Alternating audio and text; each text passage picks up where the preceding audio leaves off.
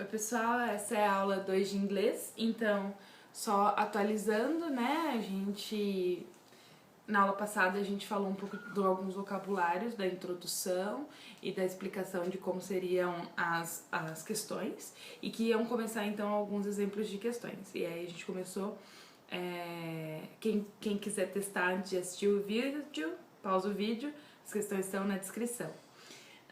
Então a gente vai explicar agora das respostas. Simple Question 1 traz aí então uma questão sobre a faixa de Gaza, né, Gaza Strip,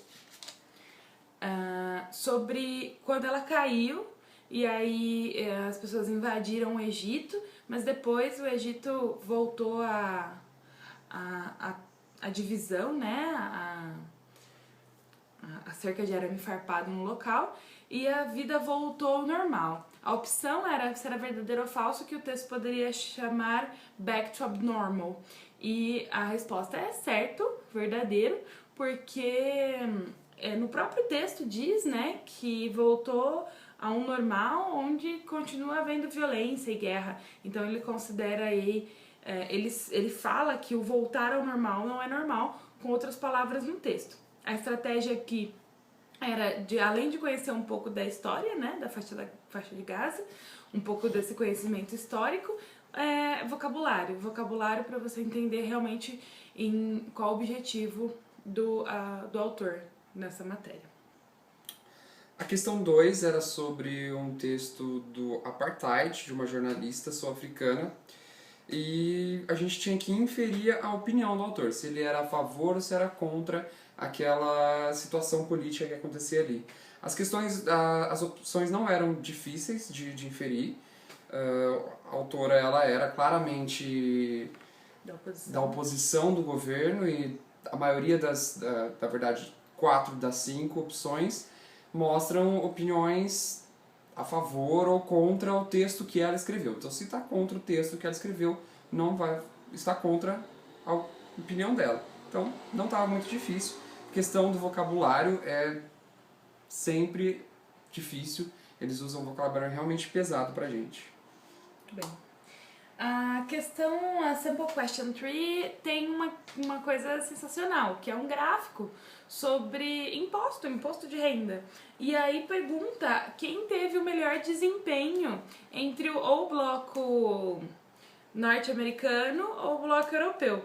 Aí tem algumas tricks, né? Algumas pegadinhas aí, por exemplo, consta dentro do gráfico o Japão, por exemplo. Aí até o autor do livro fala que uma das competências para resolver essa questão é você saber o que é Europa e o que é a América do Norte. É claro, né?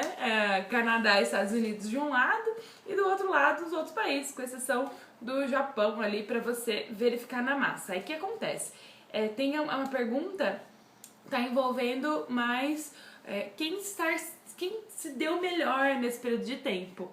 E é um pouco complicado, porque são vários países contra poucos países, e a sua análise do gráfico ela tem que ser muito... até um feeling mesmo, para você entender o que é estar melhor, né? Ou entender o que é ir melhor num gráfico que a gente não sabe muito bem se esse recolhimento de impostos, eles instituem que é um país que cobra muito imposto, ou então que as pessoas estão declarando mais imposto. Então fica um pouco dúbio aí, mas a gente deu um chute certo e colocou que errado, que os países da Europa estão melhor no desempenho dos impostos, até porque dos Estados Unidos diminuiu e o do Canadá permaneceu mesmo. Então a gente tem aí que observar essa questão de instinto mesmo, de verificar como ficaria, né, no ano anterior, no ano atual, né, na verdade 2001, para fazer essa base. Então, essa daí está errada. A question number 4 é uma questão tirada sobre uma reportagem sobre o aumento ou diminuição dos leitores dos jornais impressos e a migração para o jornal online. E é uma questão sobre o uso de sinônimo. O texto é pequeno, de fácil leitura, mas o trick tá nas opções de resposta. Então você tem 4, 5 opções com frases que seriam relativamente parecidas com a que estão no texto, mas com um vocabulário bem pesado, bem diferente, pra você saber qual é a opção que tem um sinônimo realmente de alguma parte do texto. A gente colocou a opção B, acertamos. Não foi muito difícil, eu não achei muito difícil, porque palavras-chave do texto e das opções ajudam bastante. Muito bem. Muito bem. A gente vai ver o vocabulário que a gente achou mais difícil agora. Então, o Thiago lê pra mim em inglês, eu digo em português o que é. Ok. Lush. Lush é exuberante. Sedate. Então, sedate a gente resolveu procurar e o sinônimo é calmo, né? Sedado? Não sei, talvez. Riots. Motins. Turmoil. Tumulto. Hotbed. Viveiro. Standpipe. É fonte de água. Quando a gente procurou por imagens, né, de standpipes, nós achamos aqueles canos parecidos com canos de bombeiros, talvez. Hidrantes. Hidrantes, mas não do modelo comum, do modelo de fonte de água mesmo. Huts. Huts são cabanas. Bulk. Bulk é uma Bulk é massa, quantidade, tamanho. Aí tinha uma expressão que era chattering hands. Galinhas tagarelas.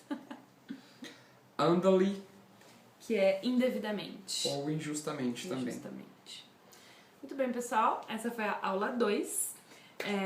Obrigado e até a A próxima. gente vai colocar as questões aí embaixo, vocês Na descrição. façam. Depois vocês voltam pro vídeo. Não, a gente devia ter falado isso no começo. Não, eu falei. Assistam aqui. Tchau, tchau.